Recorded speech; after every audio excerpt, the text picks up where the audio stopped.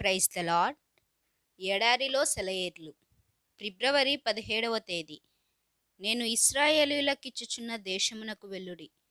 యెహోషువ గ్రంథము 1వ అధ్యాయము 2వ వచనము. దేవుడిక్కడ వర్తమాన కాలంలోనే మాట్లాడుతున్నాడు. తాను చెయ్యబోయే పని అనడం లేదు, కానీ ఇప్పుడే ఈ క్షణమే ఇస్తున్న దేశం అంటున్నాడు. విశ్వాసం కూడా ఇలానే మాట్లాడుతుంది. దేవుడు ఇలానే ఎప్పుడూ ఇస్తుంటాడు.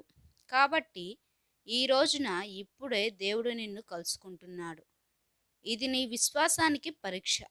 కాబట్టి నువ్వు నమ్మడం లేదన్నమాట. అది ఆశ కావచ్చు, అది చిత్తశుద్ధితో వాంఛించడం కావచ్చు. విశ్వాసం మాత్రం కాదు.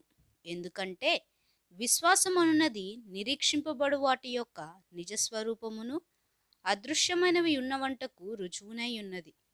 నమ్మకమున్న ప్రార్థన చేసేవారికి ఆజ్ఞ వర్తమాన కాలంలో ఉంది. మీరు ప్రార్థన చేయనప్పుడెల్లా అడిగిన వాటిని పొంది ఉన్నామని నమ్ముడి, అప్పుడవి మీకు అనుగ్రహింపబడును. అలాంటి స్థితికి వచ్చామా? నిత్య వర్తమాన కాలంలో దేవుణ్ణి ఎదుర్కొన్నామా?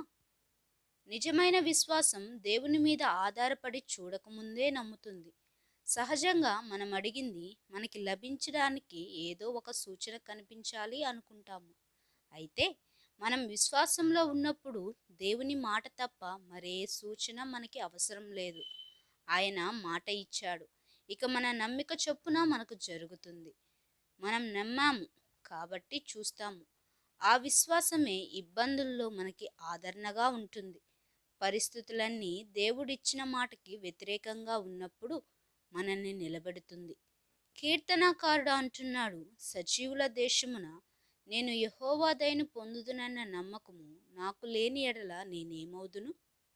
ఆయన ప్రార్థనలకి జవాబును ఇంకా చూడలేదు, కానీ చూస్తానని నమ్మిక ఉంచాడు. ఆ నమ్మకమే అతన్ని సొమ్మసిల్లిపోకుండా చేసింది. చూస్తామన్న నమ్మిక ఉంటే అది మనల్ని నిరుత్సాహానికి గురి కాకుండా చేస్తుంది. అసంభవాలనుకున్న వాటిని చూసి నవ్వుతాము. ఇబ్బంది నుండి మానవపరంగా విడుదల లేదనుకున్న సమయంలో ఎర్ర సముద్రాన్ని దేవుడు పాయలు చేసే దృశ్యాన్ని ఆనందంతో వీక్షిస్తాము. సరిగ్గా ఇలాంటి తీవ్రమైన కష్ట సమయాల్లోనే మన విశ్వాసం అభివృద్ధి చెంది బలపడుతుంది. ఆందోళన చెందియున్న ఆత్మలారా, సుదీర్ఘమైన రాత్రులలోనూ విసుగు చెందించే పగటి వేళల్లోనూ ఆయన మిమ్ములను మర్చిపోయాడేమోనని భయపడుతున్నారా? ఆతృతగా ఆయన కోసం ఎదురుచూస్తున్నారా? మీ తలలెత్తండి. మీ దగ్గరికి వస్తూ ఉన్న విడుదల కోసం ఇప్పుడే ఆయన్ని స్తుతించండి. Praise the lord.